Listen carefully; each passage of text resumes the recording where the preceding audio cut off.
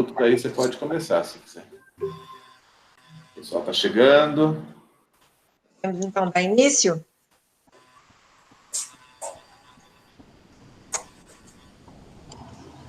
Então, boa tarde a todos vocês. Mais uma vez, bem-vindos à nossa webinar do CEIBRO. Eu perdi aqui a tela de apresentação, Cláudio. Eu sempre faço isso, eu sempre corto antes de você falar. Peraí. Um minutinho.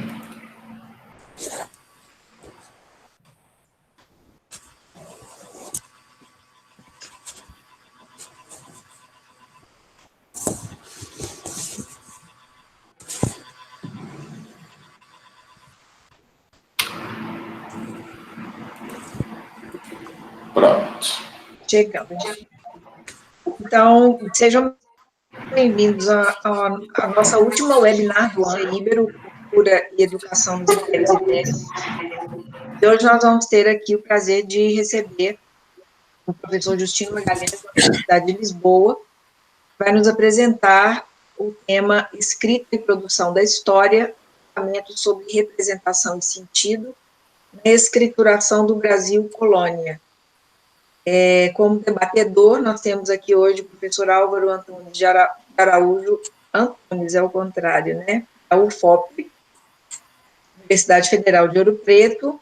Então, agradecemos aos dois colegas convidados, o professor Justino Magalhães e o professor Álvaro Antunes, pela presença e disponibilidade de participar de mais uma webinar do CEIBRO. Eu farei rapidamente a apresentação do professor Justino Magalhães, em seguida, então, nós passaremos a apresentação dele, será seguida das intervenções do Álvaro, como debatedor desta sessão. E aí, em seguida, faremos o debate. O professor Justino Magalhães é catedrático do Instituto de Educação da Universidade de Lisboa, tem importantes estágios realizados com dois pesquisadores de renome internacional, o Roger Chartier, na École des Hautes Études en Sciences Sociales, e na Universidade de Cambridge, com o Peter Burke. O Justino é membro, integrante, né, de primeira hora do nosso grupo de pesquisa do CEIBRO, e seus trabalhos têm uma grande influência sobre a produção de vários de nossos integrantes, estudantes, sobretudo, principalmente por causa da sua discussão a respeito das luzes, da escrita, da alfabetização, e um dos seus trabalhos mais significativos, sobretudo por essa influência que exerce em trabalhos que vêm sendo feitos aqui entre nós, é o Ler e Escrever no Mundo Rural do Antigo Regime, no qual ele apresenta uma importante e interessante discussão metodológica sobre a análise da escrita, sobretudo, não só, mas as assinaturas têm um destaque importante, como instrumento analítico para se discutir essa escritura no antigo regime. E temos dialogado muito frequentemente com o professor Justino, por causa do nosso interesse aqui também em discutir a escrita presente na produção documental do Brasil colonial, particularmente aqui em Minas Gerais, como expressão dessa cultura, né, e que se expande também para outras dimensões da vida social das populações coloniais, particularmente nas áreas mais densamente urbanizadas, mas não só, né. Então, estão hoje aqui também assistindo esta sessão alguns, né, estudantes que estiveram com o Justino, como fazendo seus estágios de doutoramento, de sanduíche, outros com pós-doutoramento, que nós temos aqui, professor Justino, uma legião de seguidores. Vamos, então, passar a palavra ao nosso colega da Universidade de Lisboa, e seguiremos, então, com o restante do roteiro da nossa webinar. Lembro a todos que deixem seus microfones desligados para a gente não ter muita interferência. E quando, ao final, na última parte, iniciarmos o debate, é só clicar aí em levantar a mão, que eu vou, então, anotando os nomes e passando para o Álvaro debatedor. Isso mesmo, o Álvaro é que faz isso, certo? É, tá bem.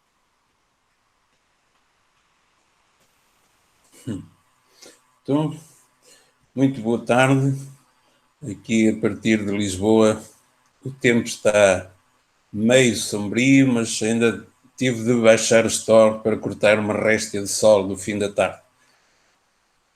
Muito obrigado por terem dado esta oportunidade. Eu não sei, Thaís, é sempre um gosto de ouvi-la, diz sempre coisas que não mereço, mas sabe que há muito tempo debatemos textos, debatemos preocupações, e que isso tem sido comum com Álvaro, tem sido comum com César, tem sido comum com Cláudio, tem sido comum com a professora Ana Cristina, tem sido com a Ana Cristina Araújo, a Ana Cristina Lage, enfim, o grupo tem vindo, o Fernando, o grupo tem vindo sempre a dar-me uma densidade de interpelações, e eu tenho alguma dificuldade em apresentar alguma coisa de novo hoje. Andei bastante tempo a dar voltas e achei que devia ensaiar uma pequena síntese e, no fundo, também abrir-me para aquilo que eu continuo a entender que o grupo tem sido e que o grupo continuará a desenvolver. Portanto, é um trabalho um bocadinho espontâneo, peço desculpa não ser aquele rigor, mas optei um pouco mais por aí, por sondar-me também a mim próprio e perguntar que sentido estou a ter no meio deste grupo. O título é um bocadinho pomposo, portanto, é escrita e produção da história.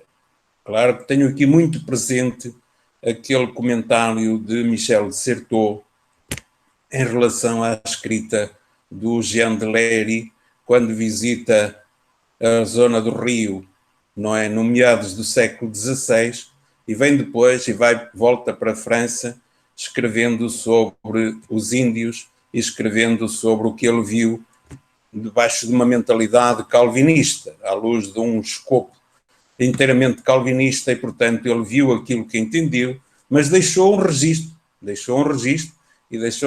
que ficou, e deixou um registro que os jesuítas ainda vieram durante o XIX, a encontrar um registro semelhante quando pensaram nos índios de Mato Grosso, quando pensaram noutros, portanto, os escritos quinhentistas, ou melhor, os escritos seiscentistas e os escritos setecentistas, mas sobretudo estes seiscentistas vão dominar muito a historiografia e a interpretação do Brasil.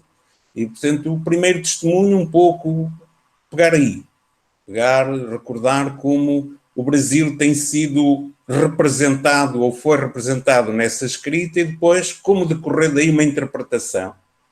Este último documentário do Niangatu é interessantíssimo, quer dizer, como é que alguém vai partir para o sertão perguntando se uma língua que foi imposta ainda existe, perdeu-se, o que é que há de reminiscência e o que é que ela foi. E é um bom teste à própria colonização, um bom teste à própria interpretação exterior. Mais recentemente tive de escrever um texto sobre o sertão, a propósito de uma tese que orientei para o Vale de São Francisco, um plano tecnológico da SESF, e a incursão, digamos, dos americanos ali, de um plano que revolucionou completamente a zona com aquela central hidroelétrica para toda a produção, e inclusive até o Rio, e até drenou até São Paulo, não é? Todo aquele plano desenvolvimentista.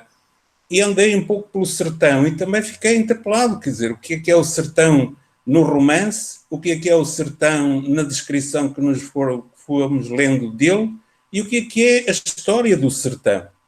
Um plano construtivo, lento, que está ali inserido naquelas populações e que muitas vezes continua a ser desconhecido. Aquele episódio de Canudos é um episódio dramático de trazer o sertão para o interior do Brasil, de uma forma quase que um banho de sangue de um recém-Estado ou de um regime político que estava a querer apresentar-se, digamos, à nação com um poder de dominar toda a área geográfica não é, do território brasileiro, e que faz ali um banho de sangue, um ensaio de força com os militares e destrói, não é, faz uma destruição. Portanto, há aqui, nestas instabilidades à volta da história do Brasil, qualquer coisa que me tem vindo sempre a interpelar e que, portanto, um pouco este Brasil representar, um pouco o Brasil interpretado, como é que também do lado de fora, com aqueles textos do século XVII, com as riquezas do Brasil,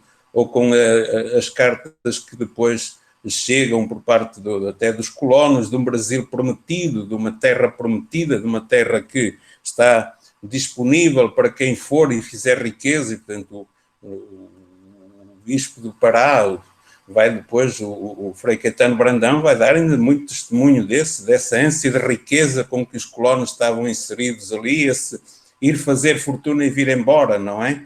Como o Fernando Novaes coloca, um sistema colonial de exterior, um sistema colonial sempre de expropriação, de busca de riqueza, uma acumulação de capital no exterior e não no próprio sete territorial, e finalmente um Brasil transformado, que começamos a ver numa consistência do século XVIII, quer com os colonos e com os municípios, logo desde o início do século, sobretudo na zona de Minas, a instalarem uma escrita local, a partir do local e para o local, e vemos isso depois nos testamentos, vemos isso onde começa a surgir, digamos, uma outra noção de um Brasil transformado que vai, onde inclusive vai ganhando, segundo o Carlos Cunha, vai ganhando a cuidado de todo aquele universo da Revolução e que vai preparando um caminho de independência já durante todo aquele século XVIII. Portanto, um Brasil transformado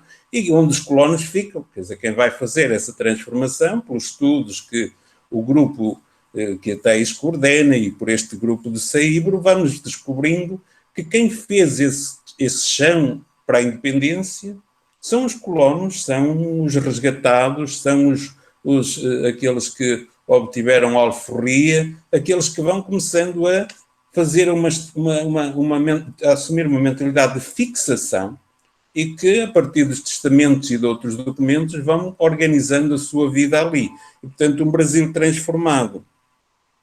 E isto tem transparecido depois muito para a própria historiografia, quer dizer, como durante muito tempo o Brasil foi descrito nesta distância, como ainda a história cultural e a história intelectual têm procurado interpretar o Brasil muito nesta circulação do escrito e na produção a partir do exterior, portanto uma visão, digamos, ainda muito marcada por o trânsito e por umas elites coloniais, por umas elites de poder que vão e voltam, mas a pouco e pouco também uma escrita muito mais, esta cultura escrita a preocupar-se muito mais com uma perspectiva antropológica e a encontrar manifestações de autografia, manifestações de escrita do local, manifestações, digamos, de uma historiografia epistolar, não tanto de negócios, não tanto diplomática, mas uma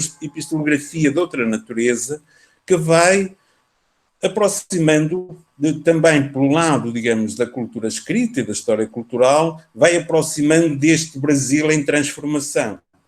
E foi um pouco, digamos, estas preocupações que eu fui tecendo no meu texto e no meu índice, quer dizer, um pouco chamar a mim próprio e tentar perceber essa escrituração de um Brasil representado que o sistema colonial, logo desde Vaz de Caminha, Pedro Vaz de Caminha, aquela ideia de história de uma terra prometida, e isto vai persistir muito durante, digamos, todo este universo de 500, a divisão das capitanias, portanto, a ocupação a partir do exterior para servir interesses, digamos, do exterior, esta leitura de Jean de Lévy a partir de Michel de Certeau, esta noção, e até de algum modo também é curioso que, por exemplo, Pero Magalhães Gandalf, não é, que não esteve no Brasil, e vai citar praticamente os mesmos exemplos do Léry, portanto há aqui uma transversalidade depois nas fontes que também ninguém foi tirando limpo, quer dizer, foi sobrevivendo, e eu dou-me a ideia que o próprio Diretório dos Índios, ou outros instrumentos ainda do século XVIII, antes da incursão daquela escrita cartográfica feita por aqueles dois, não é? Por aqueles dois geógrafos italianos, e começarem a surgir um outro tipo de escrita que trouxesse uma outra representação. Eu dou-me a ideia que se conviveu muito com com estes escritos, que, sei lá, até no caso da própria guerra do Rio da Prata em Pombal, ainda se vai concluir que nunca tinham sido, de facto, verdadeiramente definidas no terreno as margens ou as demarcações de Tordesilhas, quer dizer, aquilo continuava tudo por não saber muito bem se seria acompanhar um leito de um rio, se seria uma linha, uma bissetriz de facto retilínea que cruzasse, quer dizer, ali uma guerra. Há muita coisa que estava por discutir naquela guerra de Montevideo e naqueles convénios pombalinos. Portanto, quer dizer que se sobrevive muito de uma escrita, de uma narrativa de viagens, de uma cronística. Há um tempo atrás eu estava a ver na Biblioteca Nacional uma crónica sobre o Rio Grande do Sul, sobre Mato Grosso, interminável, depois desisti, não consegui transcrever até ao final, mas muito interessante à volta da descrição das missões e portanto, estas leituras feitas a partir daqui. Mas isto permite ir acertando um pouco já, dentro de uma história social, entender um pouco mais a sociedade baiana, a sociedade açucareira, a sociedade, não é? Uma sociedade açucareira que vem muito descrita nas opulências do Brasil, não é? Que revela, portanto, o senhor do engenho, abaixo os lavradores, abaixo os outros lavradores arrendatários que colaboram para a manutenção do engenho, e depois todo só uma sociedade de caixeiros, de feitores, de mestres de açúcar, alguns artesãos que sobrevivem ligados a esta economia. Portanto, uma sociedade muito orientada a partir do exterior. A sociedade baiana, descrita pelo Santos Vilhena, também ainda muito a partir do exterior. Portanto, esta sociedade do século XVII, século XVIII, do início do XVIII, o próprio Frei Caetano Brandão vai entrando um pouco já na história social, tentando compreender alguns assentamentos, alguns imprevistos, enfim, algumas injustiças até, e também vai denunciar que o plano dos índios não está a ser, o diretório não está a ser cumprido, mas sobretudo denuncia uma riqueza fácil, não é? Mas também, digamos, esta descrição do Nordeste com as milícias, os capitães, dá-me ideia que é possível, e a história social tem vindo a resgatar um pouco essa história, mas é possível e é necessário aproximar mais o terreno, fazer emergir uma história do local, não é? E eu entendi então que podemos falar de três tipos de escrita: uma escrita oficiosa, uma escrita de império, normalmente é uma escrita encomendada, é uma escrita dos governadores, uma escrita diplomática e feita, digamos, para tomar decisões, mas depois emerge uma escrita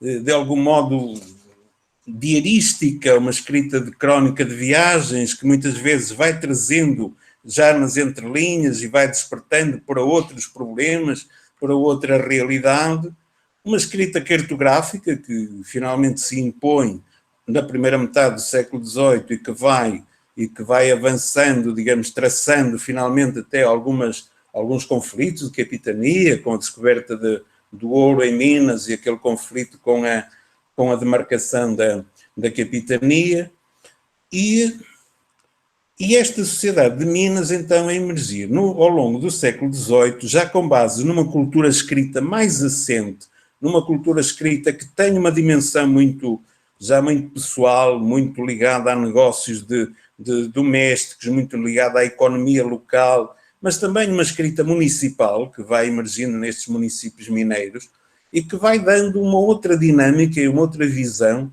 de escrita, que eu entendo que é uma escrita já de fixação, é uma escrita que permite interpretar o destino daquelas populações como sendo populações que tencionam ficar e que precisam do registro de propriedade, precisam de um registro notarial, precisam de definir os destinos o destino dos seus herdeiros, e precisam de começar, digamos, a entender esta noção de futuro. Eu não sei se, por exemplo, é possível interpretar aquele movimento de testamentos como uma certa laicização da morte, mas a verdade é que são destinos de vida que estão aqui, quer os trabalhos que a Cristina Lages desenvolve ligado aos conventos e àquela escrituração, quer aquele estudo da Talita sobre as elites e os legados que vai deixando, quer o estudo da Raki, não é? Sobre essa escrita, essas vontades das mulheres que delegam, não é? Que escrevem por mão de outro, mas escrevem o seu destino de vida. Eu não sei se podemos interpretar isto como uma laicização, muito na ideia de Michel de Vauvel, ou se é mesmo uma escrita de circunstância, uma escrita local, muito mais laica porque é feita por leigos, muito mais laica porque é feita à volta dos destinos de vida e à volta da propriedade e à volta das relações de produção e à volta dos contratos de empréstimo e à volta das cedências de trabalho e dos compromissos de muito pequeno artesão, as mulheres sobretudo a fazerem as pequenas casas de bordados, de assegurarem, portanto, uma economia que precisa de ter compromissos, precisa de ter entregas, precisa de ter quem produz, quem traz matéria-prima, portanto, uma dinâmica urbana de pequena burguesia que me parece que implica necessariamente uma cultura escrita. Portanto, esta aculturação escrita está um bocadinho subjacente, está um bocadinho embaixo daquela história cultural que tem estado muito centrada também na circulação de livro, nas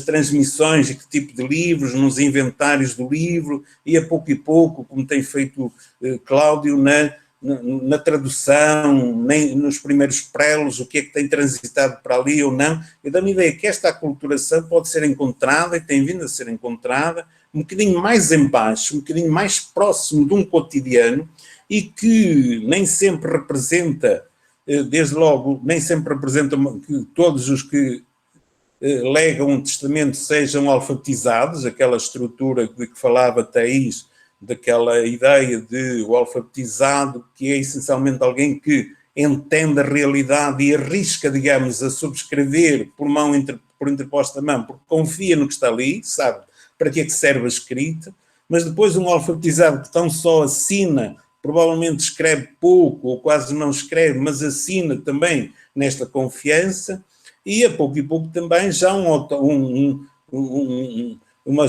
autografia que é capaz de fazer os recados, fazer mensagens, e dá-me a ideia que parte desta cultura escrita e desta aculturação vai sucedendo na sociedade de Minas ao longo do século XVIII e vai preparando uma opinião pública, vai preparando uma circulação do folheto, não é? O Carlos Cunha, não é? Como é que se chama? Desculpa agora.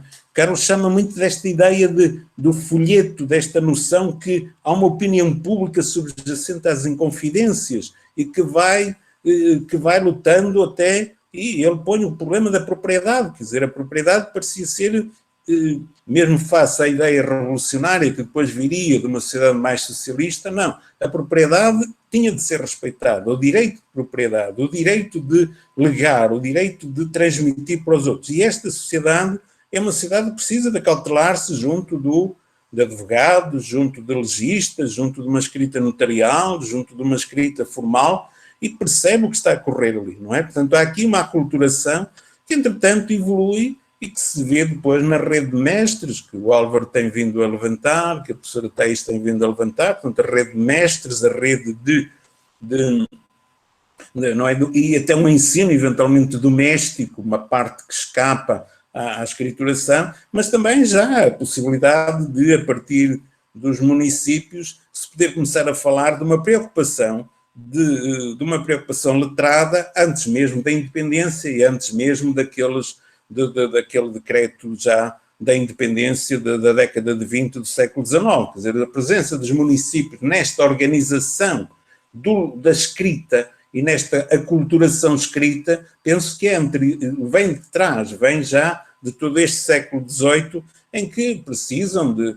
O município de Mariana, por exemplo, é muito curioso, aquelas demarcações das casas, aquele plano urbano que vai sendo feito e como é que se vão, não é como vão negociando isto com a sociedade, com a população. Portanto, há aqui o escrito está presente nesta organização do pensar, nesta organização e até numa certa hierarquia, numa certa distribuição de funções. E, portanto, eu penso que digamos que este grupo e esta preocupação eu devia transmitir um pouco, de forma necessariamente caótica, não é? Porque será muito difícil escrever um texto, eu ainda tentei, pedi desculpa ao Álvaro por não mandar um texto a tempo, mandei digamos, um arremedo de texto, hoje estou aqui à volta de um índice sem... Portanto, esta ideia é ainda muito caótica na minha cabeça, mas a tentativa de trazer um Brasil representado, um Brasil interpretado e um Brasil transformado. Um Brasil visto a partir de uma escrita externa, um Brasil de circulação e um Brasil de fixação. Não é? Um Brasil digamos, de uma escrita encomendada, formal, de império, para uma escrita cada vez mais representativa de interesses locais, de destinos locais, de necessidades locais. Não é? E uma escrita de fixação ligada aos municípios, como instâncias, não é? Instâncias de poder que, no caso de Minas, estão presentes depois até a independência. Quer dizer, o Dom Pedro vai correr exatamente para o interior dos municípios, onde ele vai ser acolhido, e o município de Caeté e outros municípios tiveram um papel fundamental na aclamação, aqueles tédeums da primeira hora, não é? Portanto, estava tudo, os municípios têm aqui, portanto, esta construção desta opinião local, parece-me que está muito ligada aqui. E a descoberta, não é? A tentativa de, a partir da educação, encontrar um leito denso e um leito sólido que vai interceptar esta sociedade na escrita oficial, nessa escrita depois de cotidiano e numa escrita pessoal, a educação vai estabelecendo um nexo entre estas várias escritas e vai sendo talvez a grande descoberta da própria história da educação, porque ela própria tinha sido feita a propósito dos jesuítas e dos índios, portanto muito feita a partir também de um olhar externo daquilo que nos foi chegando, até dos arquivos portugueses, daquilo que foi ficando por parte dos beneditinos, por parte das grandes congregações, dos franciscanos, enfim, vai chegando e vai-se adensando essa história. Mas é uma história do exterior, uma história vista muito a partir de fora e muito a partir de modelos, de expectativas que o Brasil vai replicar a Europa ou que vai replicar o Oriente. Quer dizer, é até muito interessante as coleções as coleções de cartas dos jesuítas, e há um livro recente de Juraci, eu acho que ainda não foi publicado, sobre os índios, Juraci Cavalcanti, lá de Fortaleza. A Juraci está a trabalhar agora e estava com um livro em mãos sobre os índios. E é muito interessante que ela coloca em 600 e em 700 os jesuítas entre dois grandes mundos. O mundo oriental, onde os europeus ficaram idolatrados e perceberam que dali vinha muito mais do que aquilo que os europeus tinham, e o mundo americano, onde os europeus achavam que tinham ali um indigenato e uma anticivilização e que era preciso colonizar de que modo pudesse ser. E, portanto, esta missão dos europeus de fazerem civilizar e por ali. Portanto, a própria história da educação andou muito por aqui, quantos vinham para Coimbra, tudo bem. Há um momento em que ela entra, já tem alguma sede de regime, alguma sede de nacionalização e do século XIX, ela vai entrar já numa preocupação mais de resgatar algumas raízes, resgatar alguma consistência, mas também muito por Fernando Azevedo e por outros, e como que verificar, aferir um pouco se o Brasil seria modernizável, digamos assim, por modelos que vinham de fora. Até onde é que a escola nova se vai implantando, parece que ainda é uma historiografia que não vai à raiz, a meu ver.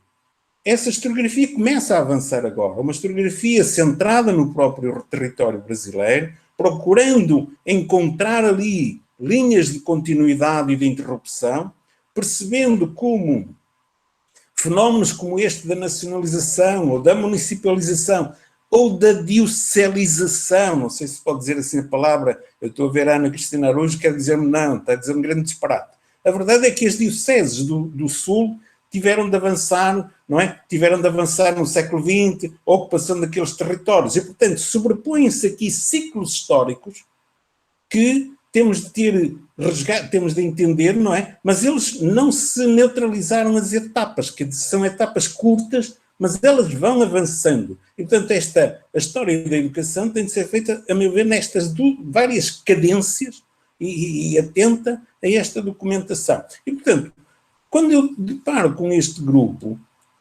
com esta consistência, vejo como que 3 grandes linhas de trabalho. Se eu as consegui, para não ferir muito a vossa sensibilidade, se eu as consegui interpretar minimamente. Eu acho que há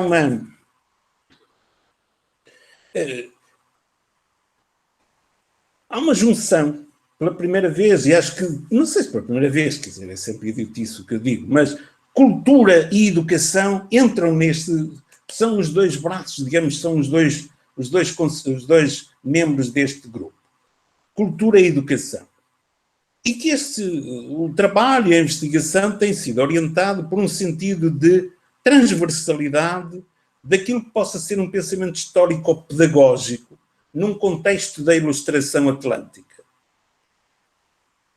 Foca muito a relevância da escrita, nomeadamente da produção e circulação do impresso, a modernização das elites, e a terceira linha está a aculturação da escrita como construção de uma sociedade letrada que vai levar à transição do Brasil para um Brasil-nação, para o Brasil-Estado.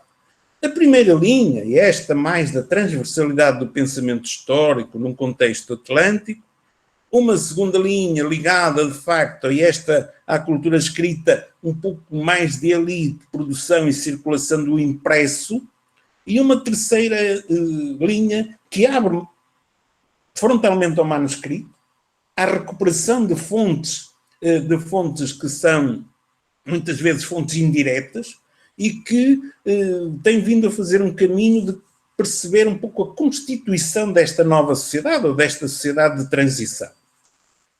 E que, fundamentalmente, digamos assim, estas linhas, sei lá, a transversalidade do pensamento histórico-pedagógico tem sido muito trabalhada por César e pelo grupo de César, a cultura letrada, a cultura erudita, a circulação do livro, pelo grupo do Cláudio e os seus alunos, pela professora Ana Cristina Araújo, e a terceira linha, um pouco mais, diria, um pouco mais caótica também, um pouco mais hetero, tem vindo a ser como que difícil, como que sistematizada pelos trabalhos da Thais. Porque ela vai encontrando um conceito amplo de educação, como um grande campo, onde vem desaguar a cultura escrita, mas também os hábitos, as práticas, as necessidades e, de algum modo, as instâncias de poder e de normalização. E que representações é que isto tem na sociedade real, a partir de instrumentos de observação que o historiador não veria diretamente ligados à educação, os testamentos, as autografias diversas, as tutorias, aqueles protocolos de tutoria, as aberturas, como faz a Ana Laje, aquelas entregas das mulheres para os conventos e todo aquele dote, toda aquela, digamos, a escrituração à volta disto. E, finalmente, o terceiro elemento, como que é a formalização, gradual sim, mas a formalização de um escolar, a partir dos mestres régios, a partir depois de uma escrituração de aproveitamento, inspeção, vigilância às escolas e às cadeiras, a partir já de pautas de alunos, de aproveitamento, públicos que fizeram escola, não fizeram escola, portanto já aqui uma certa formalização do escolar, não é?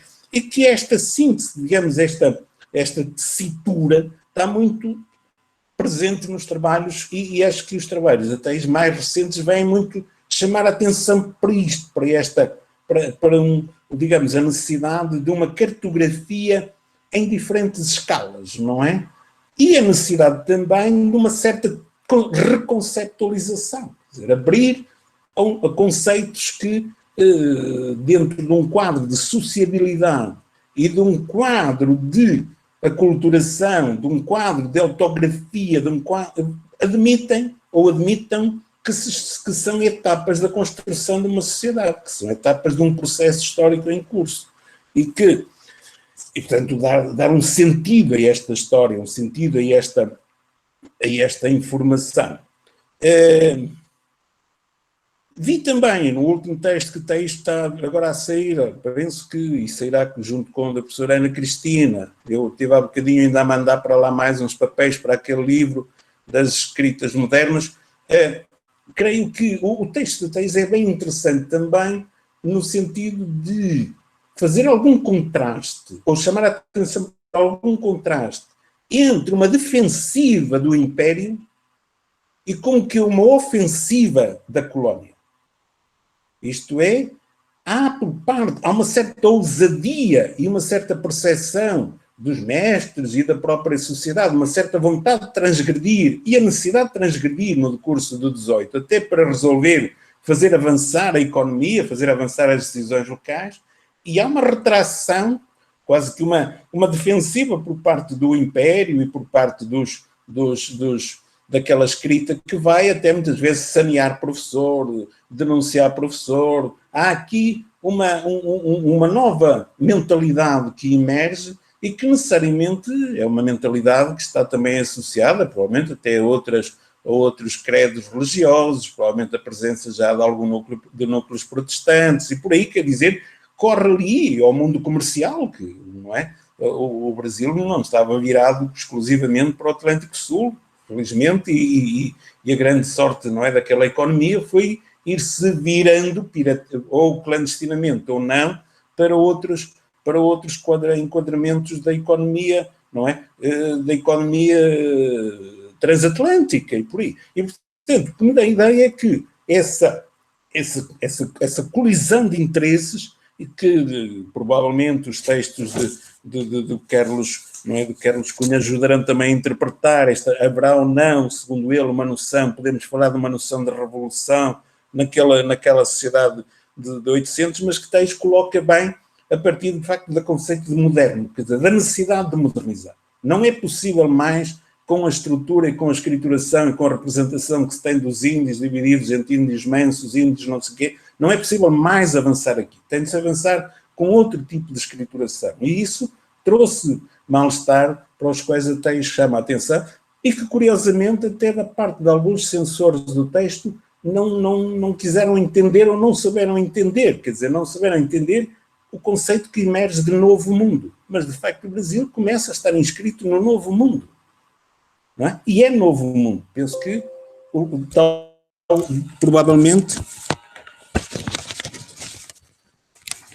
provavelmente o Dom João VI entendeu assim mais depressa do que alguns historiadores da nossa praça, não é? Que aquilo era o novo mundo. E, portanto, era dali que ele poderia comandar uma nova dinâmica. Portanto, é um pouco, digamos, só para dar um testemunho mais sólido deste ponto de chegada, eu, escrevi meia dúzia de linhas sobre o último livro que o grupo coordenado por Thais sobre a história da educação de Minas Gerais da colónia à independência, e onde tentei revisitar, quer no texto de Thais, quer no texto do Álvaro, no texto da Ana Lage, no texto da Sílvia e até do Newton, não é? Mas revelar um pouco como é que está presente naquele livro uma nova historiografia.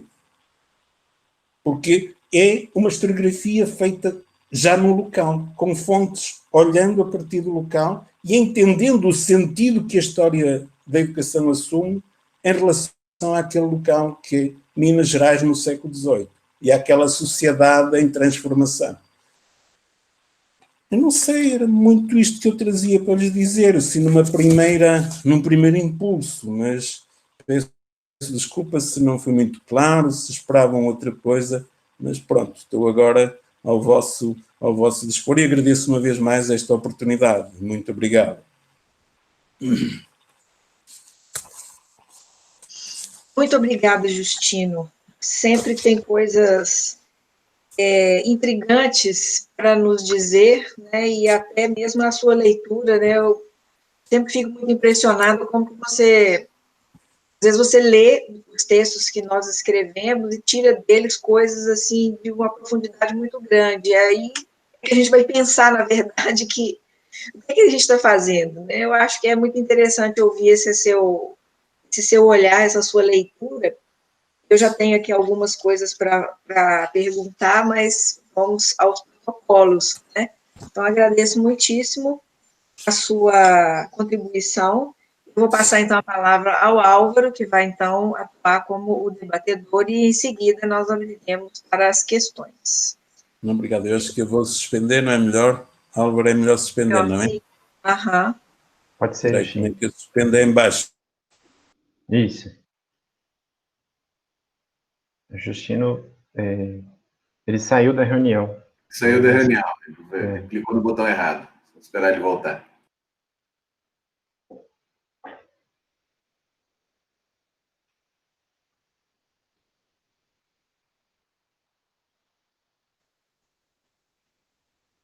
Será que ele percebeu isso? Deve ter percebido, é claro, né? Oi? Não ouvi, Thaís. Quando você sai, você percebe imediatamente que saiu, né? Desculpa a pergunta. Às vezes sim, às vezes não. Vem uma tela perguntando como é que você avaliar a reunião. Tem alguma maneira de entrar em contato com ele? Fora Professora Ana Cristina, a senhora tem contato do Justino? Poderia... WhatsApp? Saiu. Eu não tenho, do Justino eu não tenho. Pera lá.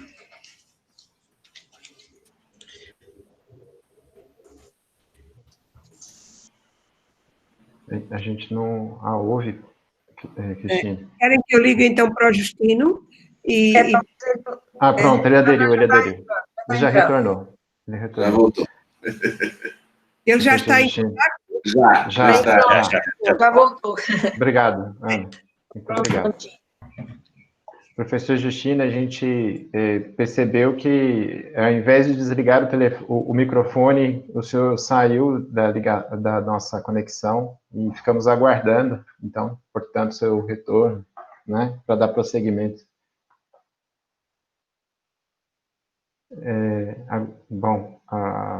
Vamos lá, então.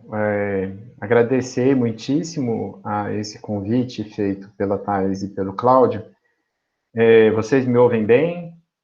Sim? Agradecer muitíssimo, então, esse convite feito pela Thaís e pelo Cláudio, né?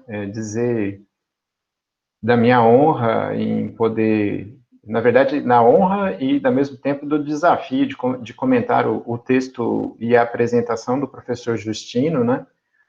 O Justino sempre me impressionou pela profundidade das reflexões, pela doçura, né, e pela generosidade, né? O Justino sempre termina os e-mails com saudações amigas, que eu acho de uma delicadeza tremenda, e essa delicadeza faz com que também ele acolha diversos alunos, né, orientandos da Thaís, do Cláudio, do César, como a própria Thaís, o Cláudio, o César e eu, e Ana, na Universidade de Lisboa.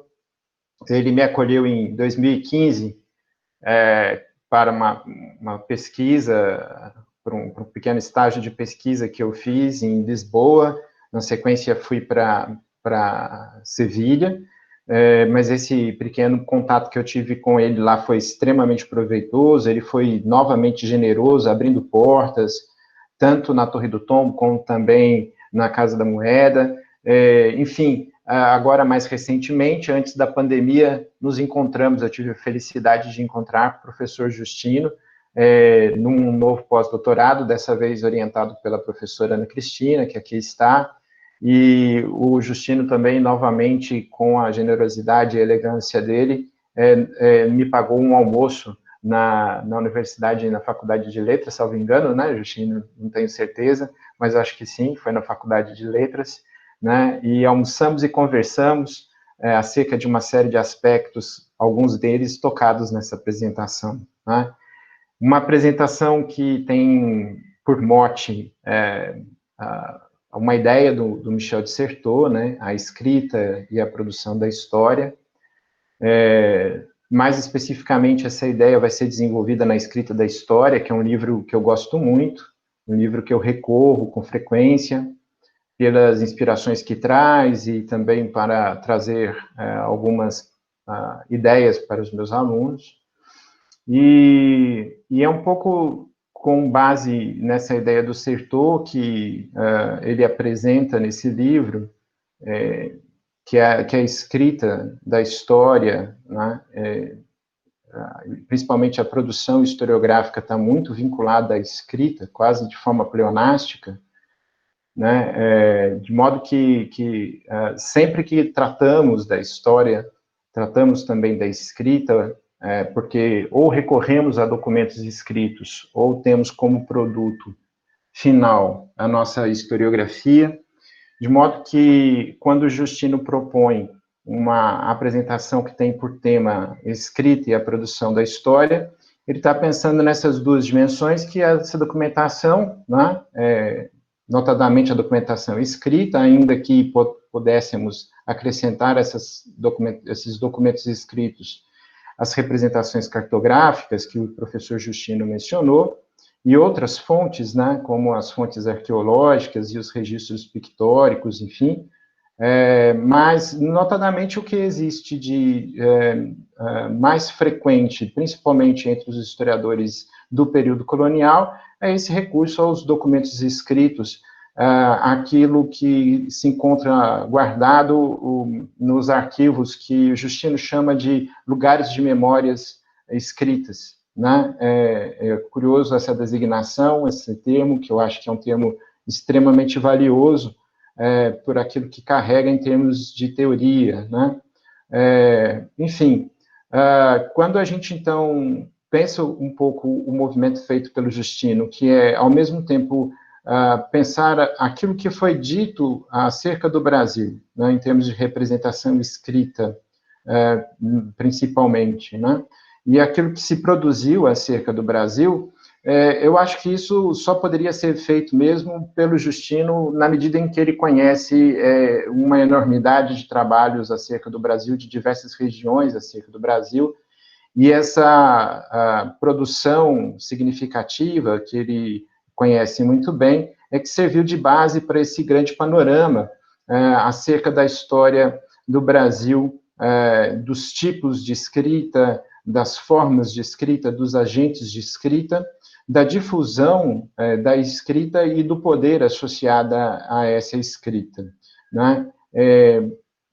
Eu destaquei 2 pontos diante desse bloco de questões que foram abordadas, desse bloco de questões que foi abordado pelo professor Justino, que é a ideia de difusão e a ideia de fixação, né? Então, eu estou pensando em 2 momentos. O momento da mobilidade, do movimento, da difusão, e um outro momento, que é o momento de fixação, né? Que é uma ideia extraordinária, que é pensar como a escrita serviu para a fixação e para o processo de colonização de forma muito ampla, mas também de forma muito restrita, né, quando a gente pensa nos testamentos, os registros de propriedades notoriais, os registros dos tabeliões e tudo mais. E, novamente, essas 2 dimensões, né, tanto da difusão, da circulação, como da fixação, elas estão intimamente atreladas com a forma pela qual o Certeau compreende a própria escrita, né? Porque o Certeau compreende a escrita como um processo de morte. É um processo em que o devir, aos poucos, vai sendo registrado num papel em branco, tolhendo desse papel em branco a possibilidade de existir de outra maneira, não é? Então, ele se aproxima muito da escrita desse elemento que é a morte, né? Que é, ao fixar-se no papel em branco, um devir deixa de existir. Mas, como bom jesuíta, né, que é o Certeau, ele também pensa numa possibilidade de devir, né? E esse devir, além da vida, além desse exercício de morte, que é o escrever, se localizaria no leitor. O leitor seria aquele indivíduo que resgataria um pouco da existência daqueles que escreveram. Então, há, nessa caracterização da escrita feita pelo Certeau, duas dimensões, novamente. A dimensão da difusão, né? A dimensão da existência desse indivíduo que circula, desse indivíduo em movimento. Daí eu estou pensando esse indivíduo como a escrita, como se fosse uma escrita personificada. E há também uma dimensão que é uma dimensão da fixação, que é esse ser escrita, que deixa de existir no momento em que se fixa, né? Então, novamente, a Certeau serve para a gente pensar essas duas dimensões que foram mencionadas pelo professor Justino, né?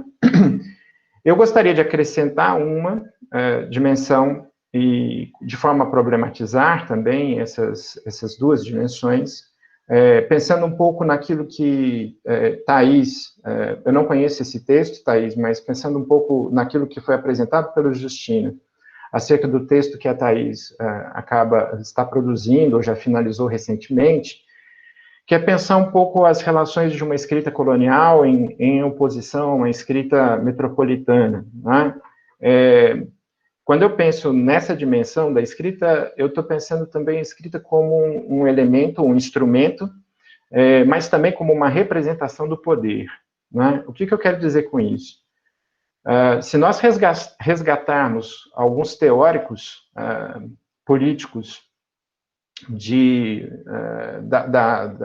filósofos clássicos até os modernos, a gente vai ter duas fundamentações desse poder, né? A gente tem uma fundamentação do poder que se baseia no consenso, e aí o grande exemplo é a polis grega, e isso é muito pensado por Habermas e por Hannah Arendt, né? Então, a escrita, em grande medida, serviria também para a constituição desse poder enquanto consenso, e a gente pode pensar esse poder também se estabelecendo através da violência, né? E daí a gente poderia pensar em que medida essa escrita contribuiria também para uma linguagem de violência, né? E daí eu me reporto a autores como Hobbes, né, que pensa um estado de violência, e diante desse estado de violência, que seria o estado natural, haveria a constituição de um estado artificial em que as pessoas concederiam a sua liberdade em troca de alguma segurança. Me parece também que, ao aproximar a escrita da morte, Certeau está pensando nesses elementos que também são elementos que pensam a escrita enquanto violência. Justino nos traz essa escrita violenta, mas não usa esse termo, mas nos traz essa escrita violenta quando ele se reporta ao Jean de Lery, não é? No momento em que ele pensa a escrita como um elemento aculturador, né? A escrita como capaz de aculturar. Para além dessa dimensão que é desenvolvida, para essa questão que é desenvolvida pelo Michel de Certeau no livro A Escrita da História, no início do livro existe uma imagem, que é a imagem do Américo Vespúcio chegando na América, né? E a América é representada por uma índia nua deitada sobre uma rede, né? Acabando de se despertando de um sono profundo, diante do Américo Vespúcio vestido de todos os símbolos da civilização europeia. Aparentemente se trata de isso tudo num primeiro plano da imagem. Nesse primeiro plano aparentemente se trata de um contato muito pacífico. Mas, ao fundo, nós localizamos duas outras imagens, né, que, atrás do Américo Vespúcio, existe uma caravela com seus canhões, né, os canhões expostos. E atrás da Índia nua, deitada na rede, acordando do seu sono, existe uma pequena cena de canibalismo dos indígenas. Me parece que existe uma dimensão de violência nesse processo de representação que se evidencia não só nessas imagens, mas que também pode se evidenciar no próprio processo de escrituração. Então, fica aí essa primeira pergunta, Justino. Em que medida essa dimensão da violência poderia também estar expressa nesse processo de aculturação que a escrita proporcionaria na relação com a colônia, né? Para além dessa dimensão da aculturação, uma outra questão que eu gostaria de colocar, não apenas para o professor Justino, mas também para todos os colegas, pensando nas especialidades de todos, é se nós poderíamos pensar numa escrita colonial, né? Esse é um questionamento.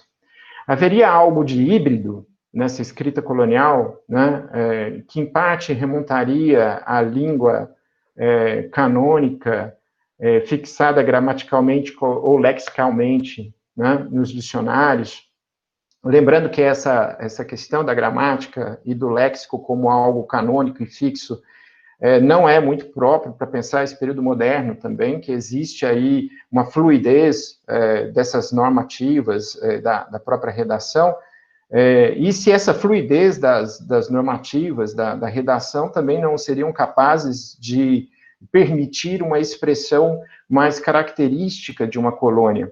Eu fico pensando, por exemplo, em que medida a fala colonial pode ser encontrada na escrita colonial, né? Em que medida localismos, em que medida aspectos de uma linguagem indígena ou aspectos de uma linguagem interiorana pode ser localizada nessa escrita que seria, né, a hipótese, uma escrita com identidade colonial, né? Essa é uma segunda questão. Uma terceira questão remonta ao papel da escola, né, como um instrumento ou como um local de difusão e de estabelecimento de normas, normativas, comportamentais, né, mas também de normativas relativas a como se expressar corretamente através da escrita, né, para o Brasil, para a América Portuguesa. Eu acho que é um tema que interessa a vários que compõem o CEIBER, né, e eu gostaria de problematizar esse tema da seguinte maneira. O Justino, no texto que muito gentilmente me encaminhou, que serviu de base para alguns desses questionamentos, faz menção, inclusive, a um número que em Minas Gerais, por volta de 1800, haveria 39 professores régios atuando em Minas Gerais, né? Mais ou menos no início do século XIX, nós estaríamos falando de uma população próxima a 200 mil habitantes, né? E nós poderíamos, talvez, fazer uma proporção, né, entre essa população e os números de professores. Thaís fez isso de forma muito precisa para uma região de Mariana e encontrou uma proporção, né, mais bem definida entre os professores e as crianças que estariam em idade de estudar, né, na idade escolar. E a proporção seria, salvo engano, Thaís, você pode me corrigir, mas de um professor para cada 300 alunos, ou algo assim, né? Então, nós nos colocamos a seguinte questão: em que medida esses professores conseguiriam efetivamente promover um processo de aculturação nesse território da América Portuguesa, que o Marco Antônio descreve no livro recente dele, que chama A Colonização como Guerra. Ele descreve esse território como algo extremamente rugoso, né? É um território que, em determinadas localidades, eles permitem um contato muito estreito com a administração, e em outras localidades, elas estão completamente escondidas nas brenhas, nos rincões, né? Desse enorme território português, dessa administração, né? O lugar dos bandos, né? É o lugar daqueles que vivem fora das margens da municipalidade, né, lembrando aqui os textos de Agamben, né, sobre o Homo sacer, essa caracterização que ele faz dos bandos, né, ou seja, esses indivíduos que estariam fora dessa alçada da administração. Então, eu fico pensando um pouco se esse potencial da escola, no sentido de fixação e de aculturação, qual seria esse potencial? Existem aí 39 professores régios, né, em 1800, mas entre 1801 e 1834, nós contávamos com 77 professores, isso só em Mariana, né? Desses 77 professores, 28 eram régios, os demais não eram régios. A outra pergunta que eu poderia fazer é em que medida esses professores que não estavam diretamente tutelados ou recebendo diretamente do Estado seriam controlados por esse Estado, né? E se não eram completamente controlados, em que medida eles colaborariam para a constituição de uma educação distanciada, divergente, contraposta, imperfeita, quando comparado à metrópole. E daí a pergunta também que fica, né, em que medida essas escolas eram espaços rigorosos, tanto na metrópole como no Brasil. Eu me pergunto isso pensando um pouco na documentação que eu encontrei na Torre do Tombo, que trazia o currículo das escolas dos meninos órfãos e meninas órfãs de Portugal, bem como de prostitutas e pessoas da vida vadia, né, vagabundos. E daí se observa o currículo em diversos momentos converge com o currículo do Colégio dos Nobres. Existe, claro, grandes distinções, mas eu fico perguntando em que medida esse currículo dessas escolas de órfãos, né, vinculadas à Casa Pia, né, de fato, esse currículo era implementado, né, e qual é o trabalho da escola nesse mundo colonial, em contraposição ao trabalho da família nesse mundo colonial, né, e as formas de aprendizado que se davam dentro desse ambiente familiar, ou ainda outras instâncias em que a educação ocorria, né? Aí a Thais tem tudo a contribuir, né? Pensando, por exemplo, nas oficinas, nos oficiais mecânicos, enfim. Novamente, eu fico pensando um pouco nas especificidades, talvez, desse Brasil, né? Em termos de professores régios, né?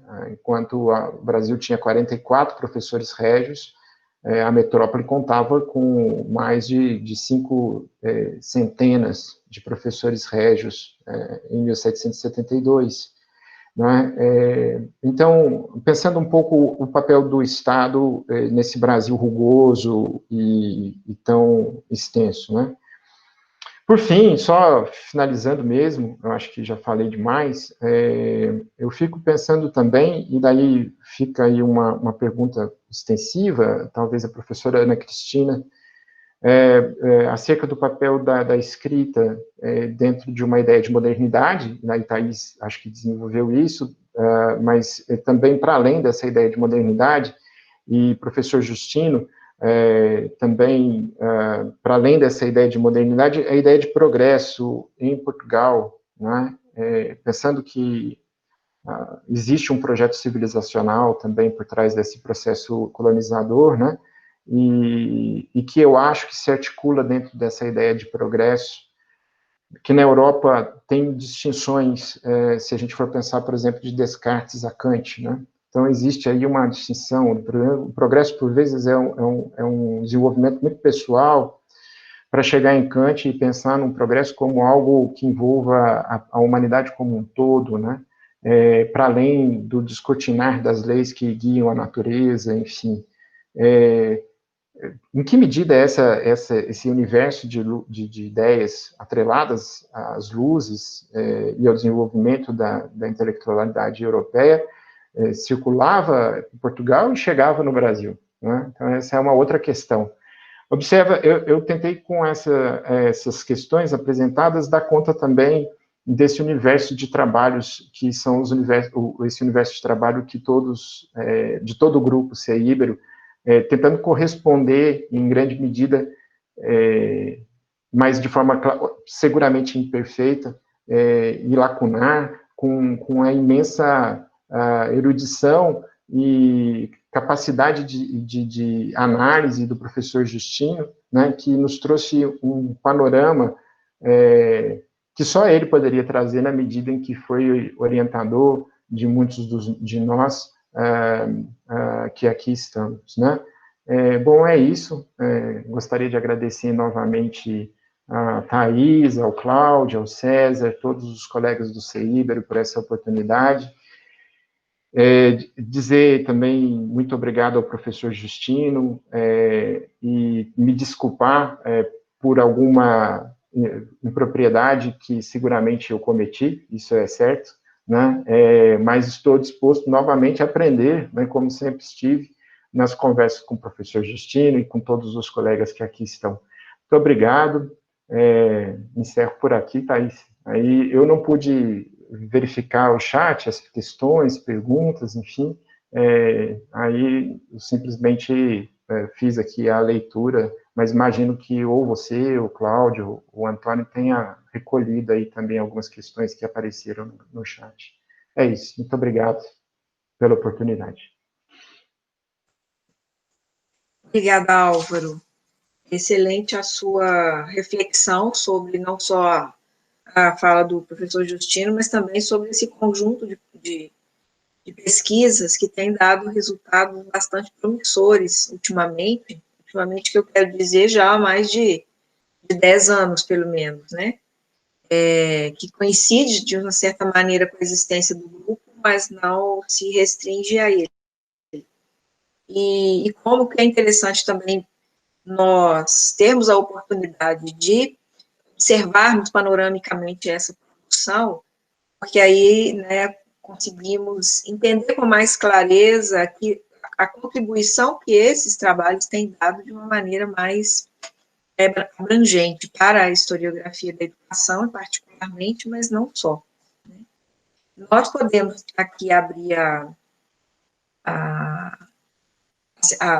sessão das perguntas, para quem quiser falar, né, expressar alguma dúvida ou algum comentário, ou contribuir para a nossa análise, levantando a mão, ou então se manifestando aí pelo chat.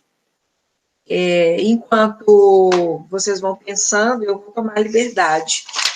Eu achei muito interessante, eu queria talvez...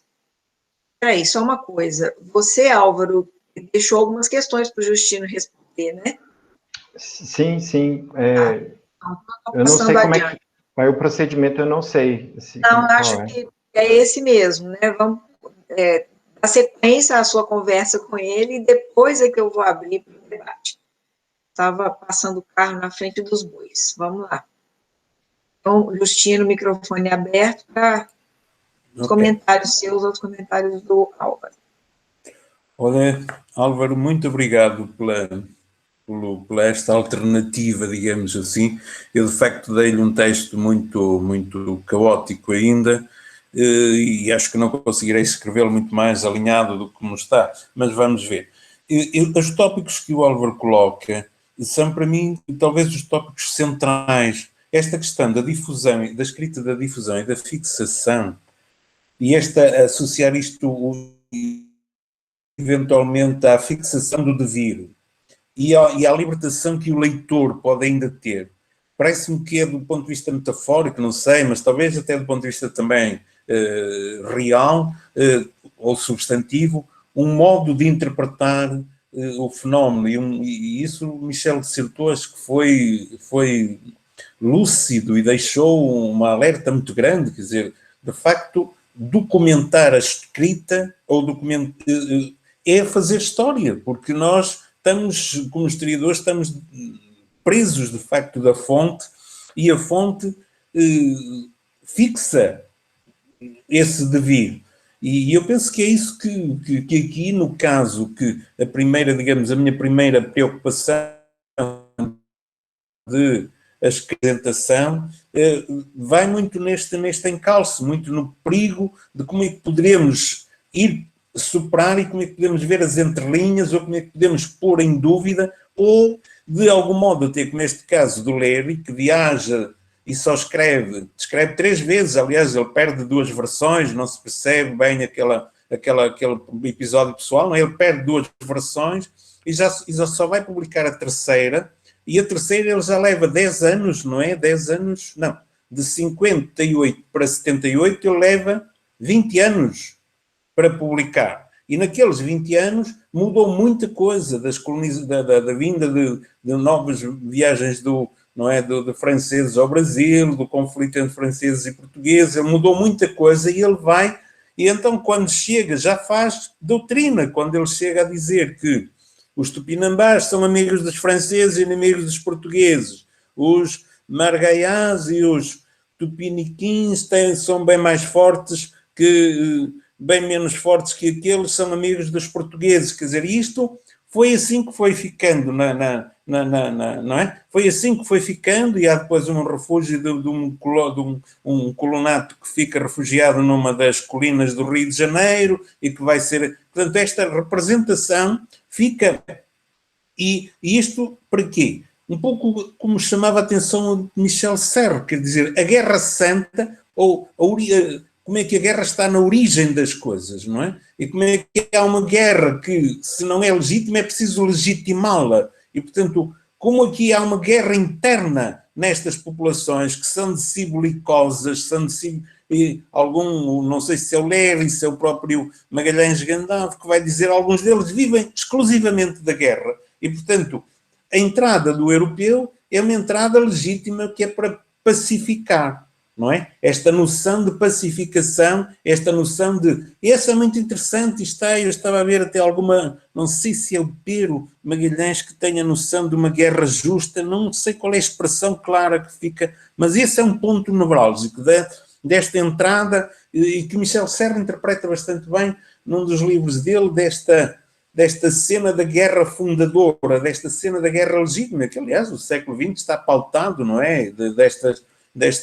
Destas guerras justas ou injustas, mas desta guerra justificada, como os palestinianos e por aí, quer dizer, até onde lutam por uma guerra ou não, e portanto esta ideia está muito presente ali, esta representação está muito, muito presente nestes textos e vem por aí fora. Aliás, no diretório, e há um plano depois dos índios para os índios de São Paulo, que é proposto, eu não consigo resgatá-lo, tenho nos meus papéis, mas não encontrei agora para aqui, também não tive assim um tempo por aí além, mas há um plano para os índios que é do tempo, portanto, pombalino, e que vai dividir também toda aquela grande metrópole de São Paulo entre índios mansos, índios não sei o quê, quer dizer, esta representação é muito, e tem muito a ver com a guerra, tem muito a ver com esta legitimação primária, com este ponto de toda, digamos, a humanidade começa na guerra, e é uma guerra legítima e uma guerra que não é, por aí. Esta representação. O segundo aspecto que eu acho que o Álvaro coloca e bem, e que eu confesso, aí o Cláudio tem trabalhado esta versão, mas, por exemplo, o catecismo brasílico tem-me despertado muita curiosidade. Quer dizer, quais são as palavras qual é a genealogia, digamos, como é que se foram ampliando estes catecismos, que palavras são prioritárias na tradução, e como é que negaram, por exemplo, que uma vez que o abecedário, aquela interpretação que o Larry faz das melodias, ou daqueles cortejos e das orações dos índios, levam a concluir que não têm Deus, que não têm rei, que não têm quais são as 3 letras que não existem, que agora estava a procurá-las, não as encontrei aqui, e portanto, diga... Não tem... Lei, rei e mais uma. E fé, né? E mais uma, não é? Portanto, isto é muito interessante, e o Cláudio tem estado muito atento à construção, quer dizer, qual é o dicionário como é que o dicionário se vai ampliando, não é? E no catecismo brasílico, de facto, é muito curioso como é que aquilo foi traduzido, como é que os jesuítas queriam, e de resto é um catecismo várias vezes alterado também. Ele próprio tem várias edições. Fiquei com alguma curiosidade, mas pronto, não dá, nem é da minha especialidade mais trabalhar esta área, mas fiquei muito desperto para aquilo que o Álvaro chama a atenção, quer dizer, como é que esta escrita colonial vai também, não é? Prioridades, como é que é uma filologia a fazer, e um trabalho filológico aqui a fazer também, não é? E como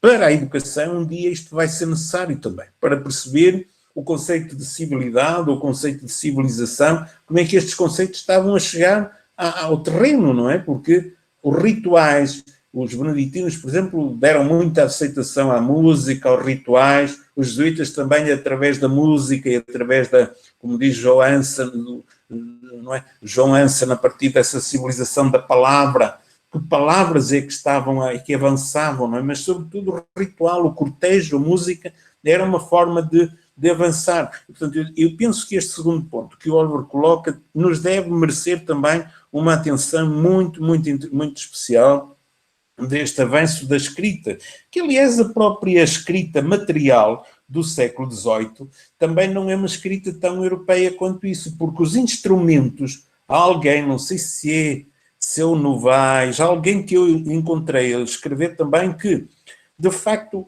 os instrumentos e o modo de produção, por exemplo, do engenho, é qualquer coisa que implica uma regra, que implica uma hierarquia, que implica uma relação de produção que não estava no sistema europeu. E, portanto, os colonos tiveram de se adaptar e tiveram eles próprios, provavelmente, de construir esta representação escrita para a entenderem, não é? E os advogados, os juristas de terreno, que depois vão ao contencioso e por aí, portanto, porque não há não é? A economia, mesmo sendo uma economia inserida no mercado capitalista mundial, ela tem especificidades internas que obrigaram a uma outra noção da materialidade. E aí a importação de modelos não foi direta, quer dizer, aí de facto os colonos fazem uma reconversão bem interessante de como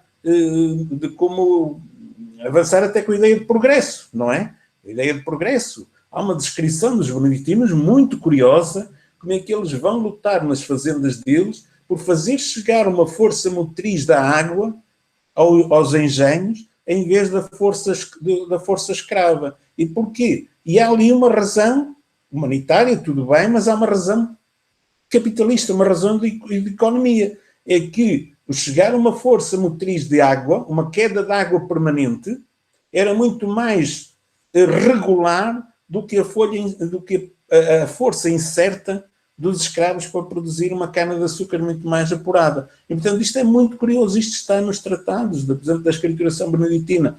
São revisitações destas fontes que eu acho que estão a começar a ser necessárias mesmo por jovens investigadores que vão agora com uma outra interdisciplinaridade na cabeça, não é? E que vão poder reinventar, penso eu, ou poder reinterpretar estas fontes de um outro modo.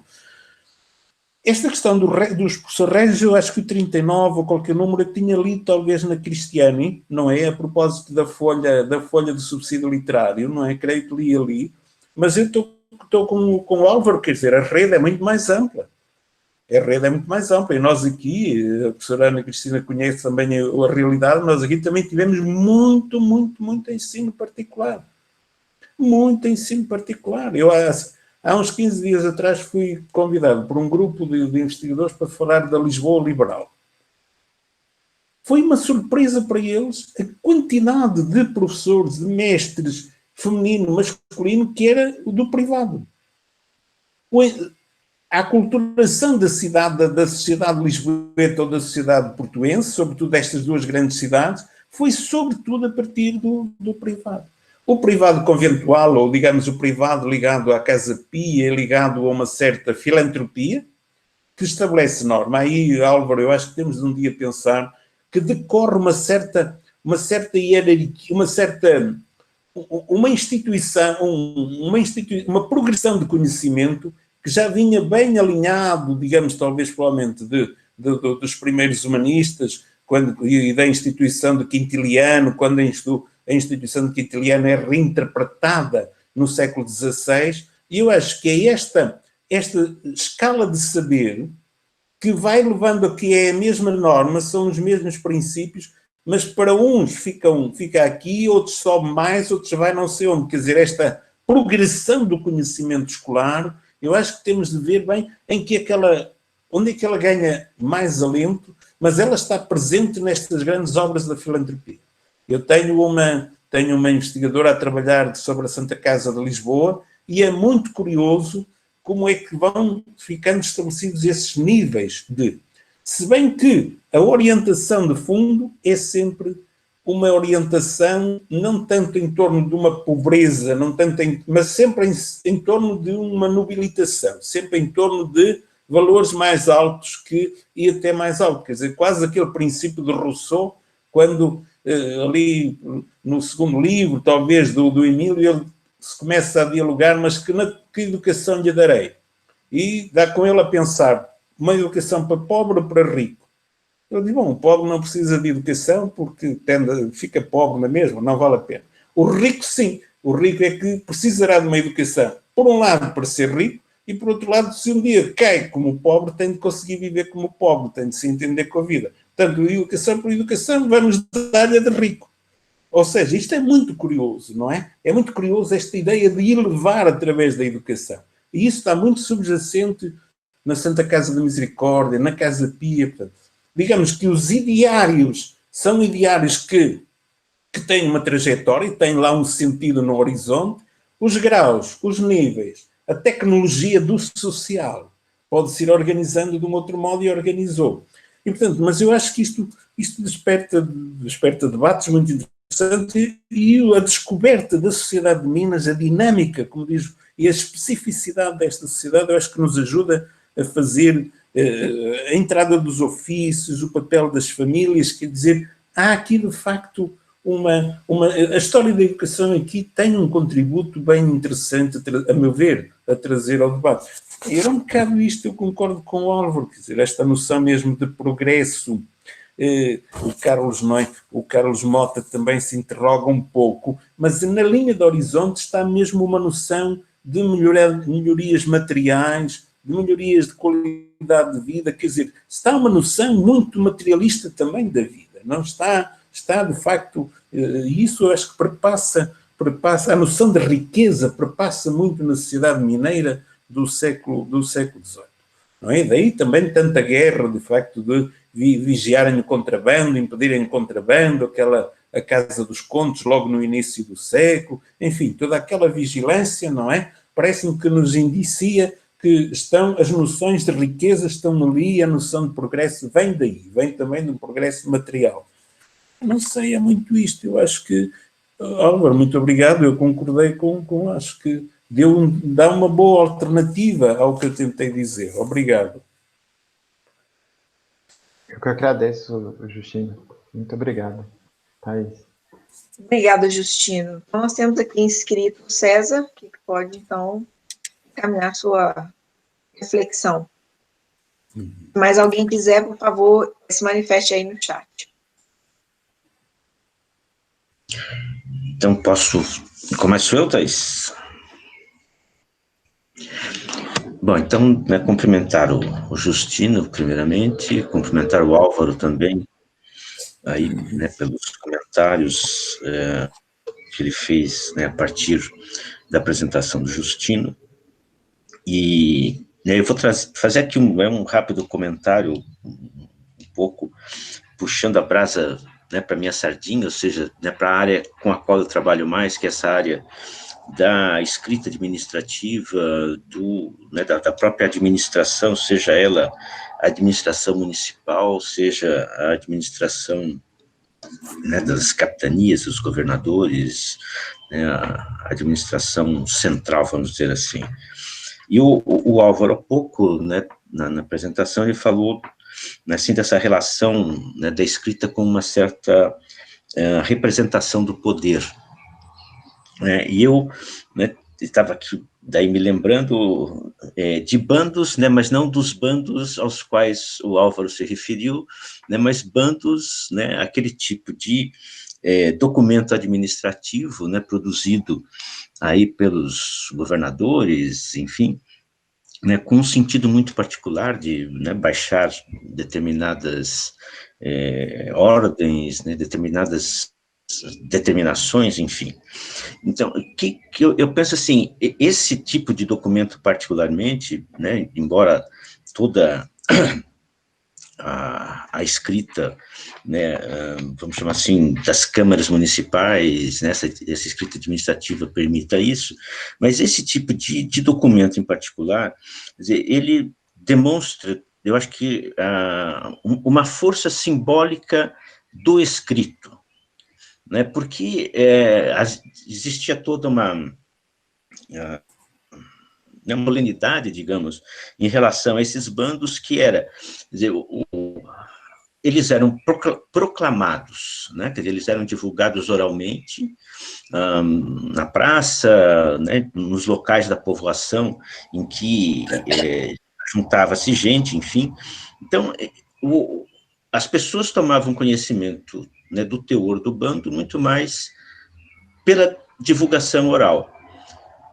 Porém, né, era parte, né, do mesmo ritual a fixação, né, do papel, né, a fixação do escrito. Veja, isso, né, numa sociedade em que poucas pessoas poderiam, de fato, ter né, a condição de se dirigir até aquele escrito e ler aquele escrito. Mas o fato desse escrito, né, estar pendurado, né, no lugar de costume, como se dizia, ele conferia, né, esse poder simbólico do escrito. Quer dizer, não bastava apenas a divulgação oral, quer dizer, era necessário que ele se, né, consubstancializasse num papel, na tinta. Então, eu, né, penso assim, em olhar, né, para esse escrito também, essa força simbólica, né, que esse escrito detinha nessa sociedade, talvez, né, muito mais do que hoje, à medida em que né, tornou-se corriqueiro, né, essa forma de comunicação. Mas, assim, então, era um pouco esse comentário a partir justamente, né, de uma documentação com a qual eu trabalho que chamou a atenção que nesse, né, contexto, né, de uma escrita, né, as representações, os sentidos, né, endereçados a uma determinada escrita, essa ideia de uma força simbólica do escrito, ela, né, também poderia ser trabalhada, poderia ser desenvolvida. Então, é isso, agradeço mais uma vez, né, a presença dos dois, a apresentação dos dois, e estamos aí. Abraços.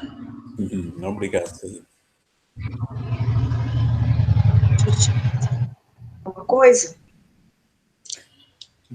Não, posso comentar? Eu penso que o César chama a atenção para um ponto nevrálgico mesmo, quer dizer que esta oralidade já não é uma oralidade uma oralidade, digamos, de outras sociedades, é uma oralidade onde o escrito comanda essa oralidade, onde a fixação do edital, eu acho que o Jean-Marie Goulmot chama bastante a atenção também para a sociedade inglesa, ainda antes para a organização da sociedade a partir destes bandos e destes folhetos que são escritos e que ninguém mais pode passar à ignorância, ou seja, que isto legitimou também que quem não ouviu ou não presenciou não pode mais alegar ignorância porque aquilo está fixado e foi fixado durante as 48 horas e por aí. Aqui no caso português, por exemplo, aquelas ocupações liberais dos terrenos baldios e do não sei o quê, era um contencioso enormíssimo, porque quem não fosse a tempo para ver o edital não tinha mais forma de ir para trás ver. Portanto, é isso, César, eu acho que é de facto um sinal novo este da fixação do edital. É um sinal que, e acho que é sempre alguém que vai ler, acho que é sempre alguém, quer dizer, já não estão tão dependentes de uma leitura, daquela leitura a escrita, por exemplo, a escrita do século XV ainda era uma escrita continuada, não tinha palavra, não era feita para ser lida. e como tal era muito difícil também alguém poder duvidar do que o escrivão ou do que estivesse a dizer-nos, porque ninguém ia para trás poder retirar. Não, mas isso foi-se ganhando, e a escrita do século XVIII é uma escrita para ser organizada já numa lógica de ser lida, propagada e portanto, e o texto contestado. Não, eu acho que sim, acho que o César chama muita atenção para isso, e acho que a administração, eu não sei se a partir de algumas ordenações, eu acredito que a partir das ordenações filipinas tornou-se muito mais evidente que qualquer ato público era obrigado a ser tomado, era obrigado a fixar, ou seja, passar, não é? Este direito ao alternativo, este direito eu acho que sim, mas acho que o edital é que vai rezar, o edital é que é a partir daquele documento, não é? Eu acho que sim, acho que tem muito, acho que o que o César diz tem todo o interesse em estarmos atentos a esses gestos, em que lugares, qual era a frequência, que tipo de editais, que tipo de assuntos levavam a este edital público. É muito, que é uma construção de uma opinião também, uma opinião pública, não é? É o caminho para. Não, eu acho que sim, César.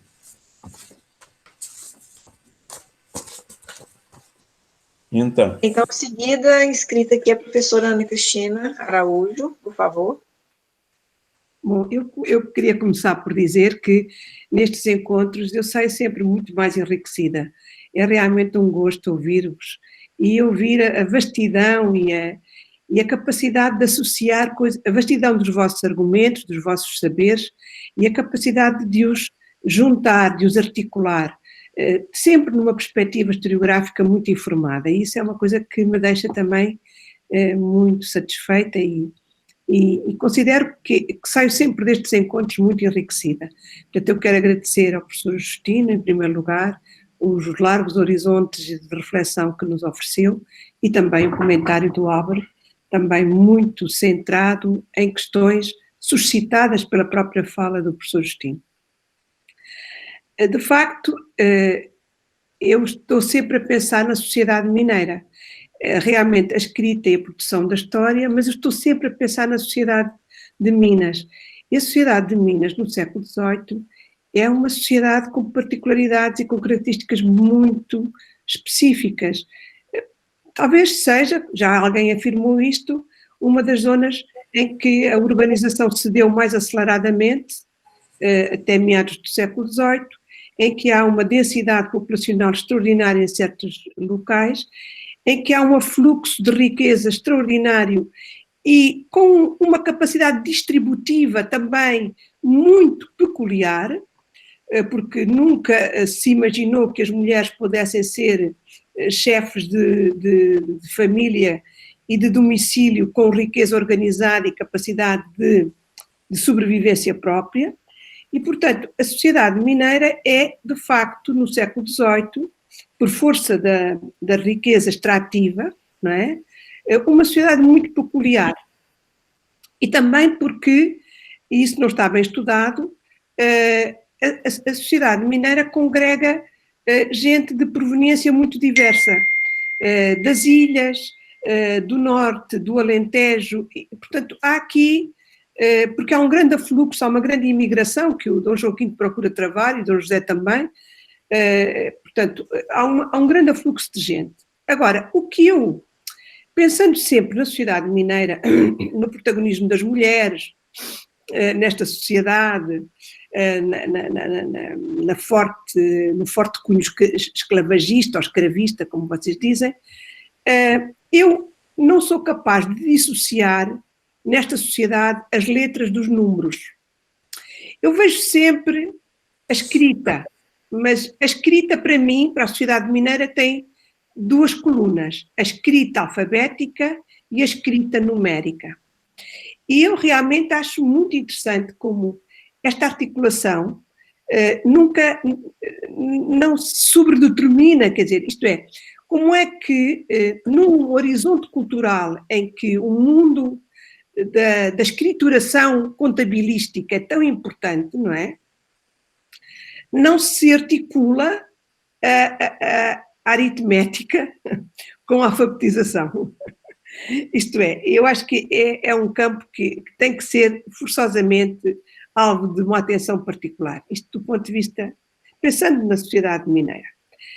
Mas também, pensando nos excelentes trabalhos que têm sido produzidos sobre testamentos, e esse é também um campo em que eu trabalhei, embora numa vertente mais de sentimento religioso,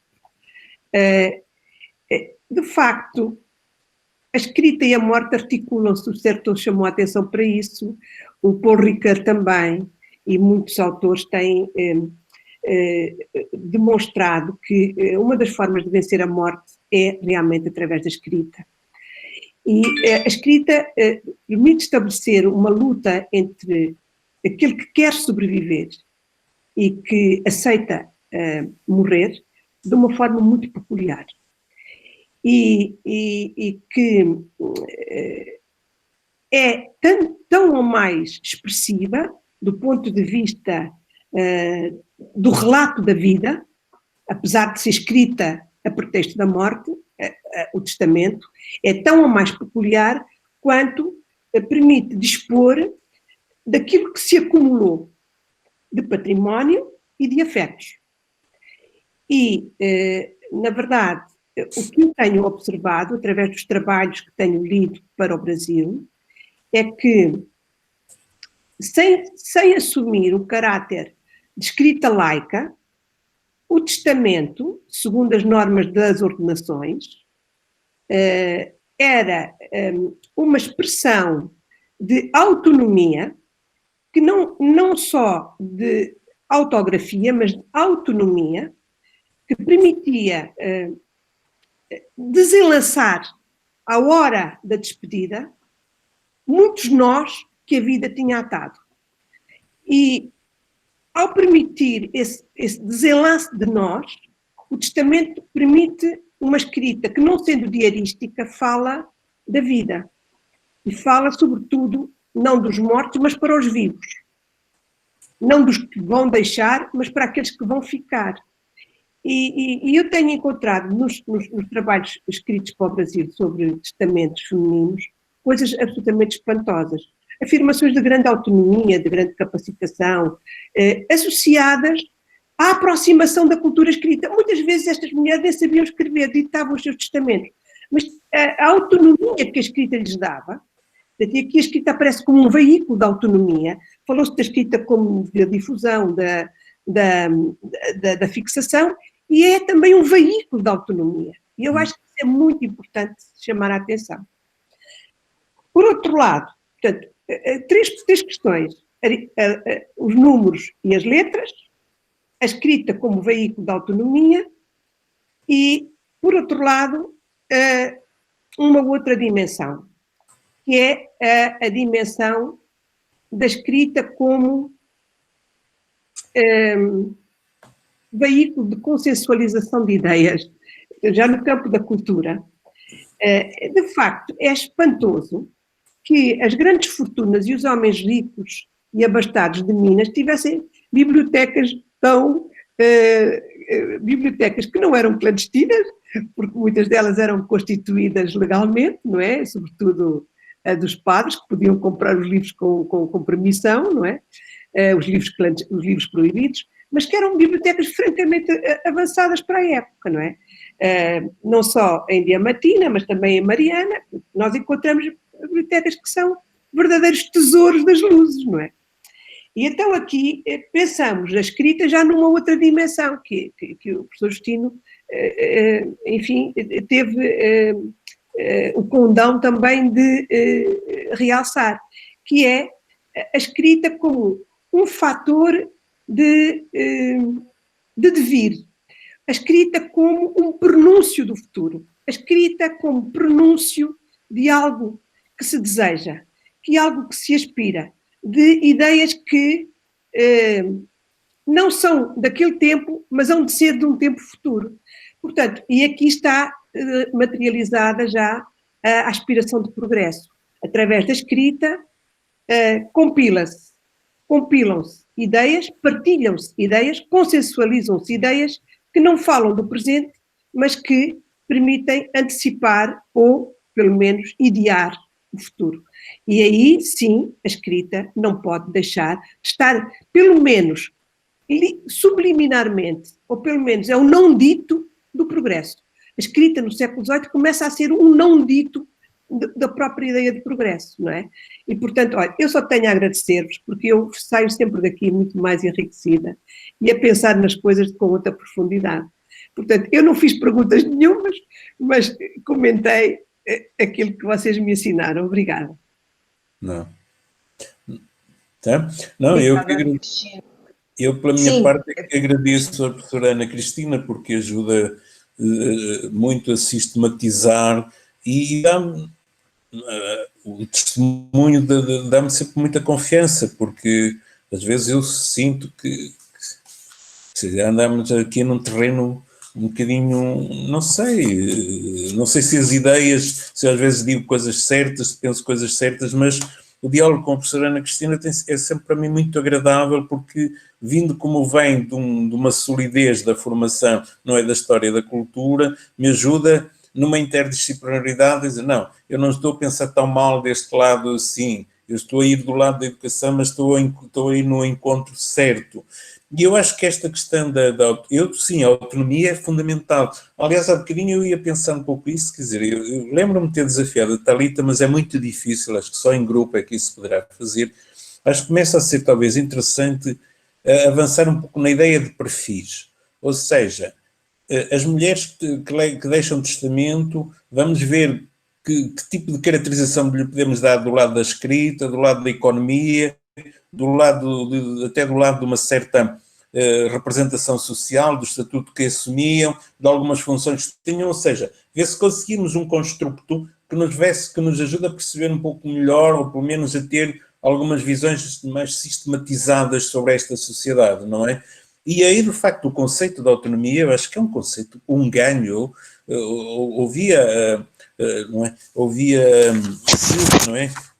Silvia, não é? Raki, a trabalhar aqueles textos, eu dizia, mas isto é um entusiasmo, estas pessoas têm uma voz que não se encontra no outro, não é? Não há aqui, não é? Há aqui uma soberania do destino, e isso é muito, muito interessante. Eu acho que o César colocava isto do lado do poder da escrita, e acho que é este o grande poder que a escrita dá, é que, de facto, por interposta pessoa, por leitura, por edital que está ali ou não, quer dizer, há aqui uma normalização e um caminho de avançar, não é? E eu acho que sim, acho que as bibliotecas, esta representação de um burguês, que eu acho que a Europa, sobretudo Portugal, tem dificuldade em lidar com algumas destas figuras brasileiras do século XVIII e até do século XIX. O Camilo, às vezes, até é um bocadinho detrativo nisso, quer dizer, não quer enfrentar que está face a pessoas que correram o mundo, que têm outra visão do mundo e que têm outro poder económico e que criaram uma visão um cosmopolitismo que aqui as figuras, muitas vezes, não é? Não têm. E eles têm, eu noto às vezes em alguns romances do Camilo, parece haver aqui não, de facto, a representação de um burguês vita muito já até por aproximação aos ingleses e aos americanos, não é? E ao europeu, o francês e tal, mas esta ideia do burguês que tem uma biblioteca que depois vem a brotar no século XVIII, no século XIX, vem depois no século XX com aquela sedução pela americanização e os clubes americanos no sul do Brasil e não sei o quê. Quer dizer, mas estes novos modelos estão já muito presentes nesta sociedade, quer dizer, e têm de ser interpretados nesta dimensão. Acho que a professora Ana Cristina tem toda a razão, quer dizer, estas bibliotecas representam outra noção também, se em face àquelas mulheres falamos de soberania, face a estes burgueses também estamos a vê-los numa outra dimensão que eles têm do mundo e da materialidade e da segurança de levar para a frente esta noção de progresso implícito de que fala, de não dito, está nestes comportamentos, não é? E nestas atitudes. E, portanto, eu acho que tem de ser interpretado também conferido este rigor. Quer dizer, O Carlos Guilherme Mota, coloca um bocadinho isso já, na ideia de como é que esta sociedade, nesta segunda metade do XVIII, começa a enfrentar um outro modelo de sociedade, que debates é que está a travar, não é? E isso não são só os legistas que vão de Coimbra, é um bocadinho mais amplo, de facto, não é? É um bocadinho mais amplo, e ele percepciona bem isto, não é? Eu acho que é muito importante esta ideia. Olhem, obrigado. Obrigada. Alguma outra questão? Alguém quer se inscrever? Bem, eu só gostaria de... Oi. Eu posso fazer duas observações, assim, acerca daquilo que foi ponderado pelo César e pela Ana Cristina, pensando um pouco essa dualidade do consenso e da violência, né, como elementos estruturantes. São duas linhas de percepção do poder, né, consenso e violência, e como essas duas linhas podem estar convergendo para a dimensão da escrita. Quando a gente pensa, por exemplo, o bando, a gente tem toda essa dimensão ritualística e simbólica que levaria a um consenso, não é? A uma normatividade, a uma regulamentação, não é? Simbólico, inclusive, ritualístico, performático, enfim, em que a escrita ganha uma dimensão que é uma dimensão para além daquilo que ela guarda em termos de ser decodificado, a própria materialidade daquela escrita, ela ganha uma proeminência, né? Então, temos esse ponto. Por outro lado, a gente poderia pensar no Pasquim, né, que adquire um espaço público de subversão, né, porque esse espaço público ele é legado à comunicação do rei, e esse Pasquim ele toma esse espaço público, por vezes com a mesma performática do bando, né, por vezes de forma silenciosa, mas também se colocando ali na sua dimensão simbólica, né? Então, existe ali a violência de ataque ao outro, a fama, a constituição de uma opinião pública ou opinião alheia a respeito de uma determinada pessoa, né? Então, você tem aí, novamente, a violência, tem o consenso e a violência se articulando em torno da escrita. E também, quando se pensa na dimensão da autonomia, né? Porque essa escrita, ela, quando se propõe a uma autonomia, por vezes essa autonomia surge na forma ou de uma independência ou de uma revolução, né? Ou seja, há um consenso das pessoas em torno de uma proposta, que é uma proposta de independência e revolução. Então, eu fico pensando se essas dimensões, consenso e violência, como elas se articulam da escrita, né? E aí a resposta dada pelo Justino e pela Ana Cristina e os comentários do César me ajudaram a clarear um pouco mais essas duas dimensões que estão articuladas na escrita enquanto poder, né? É isso, Thais. Obrigada, Álvaro. Mais alguém quer comentar alguma coisa, fazer uma pergunta? Bem? Um comentário? Oi.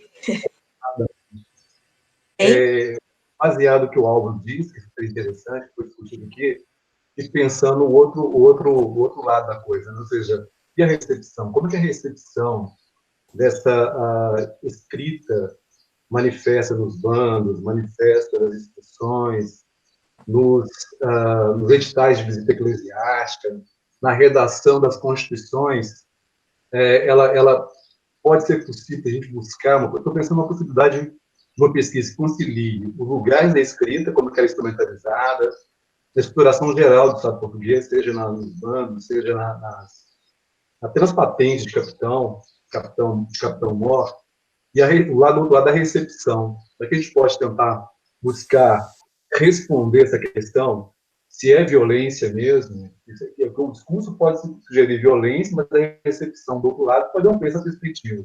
Então, eu fico imaginando como é que a gente pode imaginar ou buscar uma postura metodológica, ou do outro lado a gente perceber como que o leitor recebe esse escrito, transmitido da forma oral, por exemplo, para a gente, digamos assim, ver o alcance dessa linguagem escrita elaborada pela administração, ou seja, pela própria igreja. Né?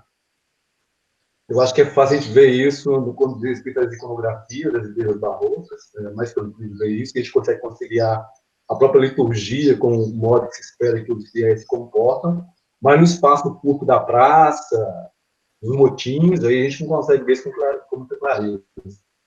Não sei se eu consegui me fazer entender. Obrigado, Hilton. Eu acho que é isso. Tá?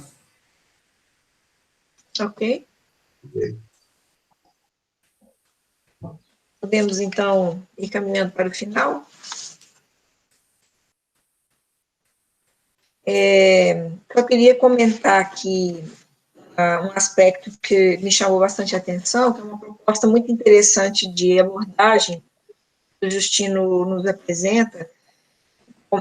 O Álvaro já comentou essa relação entre a circulação e a fixação, a movimentação e a fixação. Eu fiquei pensando se esse movimento de fixação não acaba, pelo menos para essa região interior da América Portuguesa, não teria superado a globalização das ordens religiosas, do ponto de vista de uma história da educação, né? E, não obstante atuassem em diferentes partes da América Portuguesa, na verdade, elas tinham uma perspectiva, usando esse termo, talvez indevidamente, mas vá lá, né, mais globalizada, de uniformização e de padronização. E ainda que as reformas feitas em Portugal vislumbrassem isso não aconteceu. Né? Acho que nem sequer em Portugal, mas com certeza na América não. E aí, isso se liga com uma outra questão também que me chama a atenção em todos os comentários, qual seria a capacidade, né, conforme o Justino pergunta, dos professores régios, primeiramente, mas não só, de promover esses acessos, esse processo de aculturação. Eu acho que há especificidades muito localizadas que vão trazendo ações com soluções muito específicas para cada localidade, até mesmo em termos, por exemplo, nós comentamos muito aqui sobre a capitania de Minas Gerais, por causa de suas características, mas mesmo dentro dessa circunscrição geográfica e político-administrativa, há especificidades locais que apresentam as diferenciações, né? Então, a gente tem encontrado alguns pesquisas mais específicas sobre áreas assim, ainda mais interiorizadas do que a região principal de mineração, que veem na cultura escrita, que veem no ensino régio ou mesmo no ensino particular, elemento central da superação da suposta selvageria, da suposta não civilização, e de alcançar um outro patamar. Então, acho que cada vez que mergulhamos mais detidamente sobre os documentos, sobre as especificidades de cada uma dessas áreas que compõem a região das Minas Gerais como um todo, isso certamente será válido se pensarmos na América Portuguesa, o seu conjunto de capitanias muito diferentes entre si, nós vamos encontrar essas diferenciações de soluções, que aí contrasta ainda mais com a perspectiva imperial de estabelecer uma padronização, aquilo que a gente conversava há alguns anos atrás, né, Justino, como o império da língua. Mesmo que isso tenha sido bem sucedido, do ponto de vista formal ou oficial, essa escrita, vamos dizer assim, mais capilarizada, mais próxima dos ditames da vida cotidiana, ela se soluciona de uma outra maneira. Né? Exato. Então, acho que isso são questões que dão para a gente pontos a mais para pensar a abordagem dessas fontes e a articulação entre as nossas variadas pesquisas, né? Cada uma vai mostrando uma dimensão um pouco diferenciada. E conforme a cronologia, eu acho que era isso que o Justino falava a respeito desse texto novo que eu escrevi, uma cronologia que vai demonstrando como esse comportamento local ele vai se modificando, se consolida, se adensa, à medida que nós vamos chegando aí no início do século XIX. E ele mencionou também o período joanino. Eu acho que ainda é muito pouco estudado na historiografia da educação, né? As posturas adotadas pelo governo do Dom João VI diante disso parecem muito importantes para se pensar o processo de escolarização que veio para o Brasil independente. E é um período pouco estudado sob esse ponto de vista, né? Eu acho que as fontes estão, pelo último levantamento que eu fiz dentro dessa periodização, em termos de volume total, pelo menos para cá, para Minas Gerais, elas se adensam justamente aí, entre a década de 1790 e as 2 primeiras décadas do século XIX. Me parece que a fixação aí já estaria mais definida. Né? Mais definida. Vamos dizer assim, um conforto maior dessa população, construir essas relações, inclusive, com o poder central em Lisboa e, posteriormente, no Rio de Janeiro, depois de 1808. Eu acho que essas são questões de fundo que a gente não deve deixar de lado para fazer essa discussão. Bem, tem aqui um comentário, não sei se é um pedido de fala. Acho que não. Não, se alguém ainda quer se manifestar. Né? Eu acho que o texto tem razão ao chamar a atenção para este período e para esta densidade e, sobretudo, para esta escrita do local, já orientada para o local, não é? Que é uma escrita que ganha um outro sentido, ganha uma outra dinâmica e uma outra, digamos, até um outro poder, como dizia o César, porque é feita atendendo a realidades locais que vão marcar os destinos daquelas mesmas populações. Portanto, são a escrita integrada já numa sociabilidade, e isso eu acho que é muito interessante e que, de facto, a história da educação tem de ir buscando às vezes nas entrelinhas, porque não há um ensino formal que refaça, mas vemos isso depois. Eu, no caso da cidade de Lisboa, ainda há tempos, como eu te falava daquela conferência, é muito curioso ver nas atas de Câmara como é que os assuntos da instrução ou os assuntos da educação vão surgindo e como é que eles estão presentes, mas não estão presentes da forma que nós, eventualmente, não é? Eles estão lá de outro modo. Então temos esse espírito do tempo, é importante para os revitalizar e para lhes dar o seu lugar, não é? Ok. Olhem, obrigado mais uma vez, não sei, por mim. Muito obrigado. Bom, gente, então eu acho que é momento da gente, também já estamos chegando ao nosso deadline, né, em termos de tempo da nossa webinar. Agradecer rigorosamente ao Justino Magalhães pela participação mais uma vez na nossa atividade, um prazer, como sempre, questões de muita densidade para a nossa análise, também ao Álvaro, que fez os comentários, dando início ao nosso debate, e aos demais colegas todos que participaram, que também se manifestaram aqui, e esse é o nosso último encontro do ano, né? Nós estamos ávidos pelo término de 2020, esperando que 2021 venha com notícias alvissareiras, vacina e controle da pandemia, né? E espero podermos, então, fazer mais uma agenda, né, tão rica como essa, aos cuidados do Cláudio, para fazermos a nossa programação das webinars de 2021.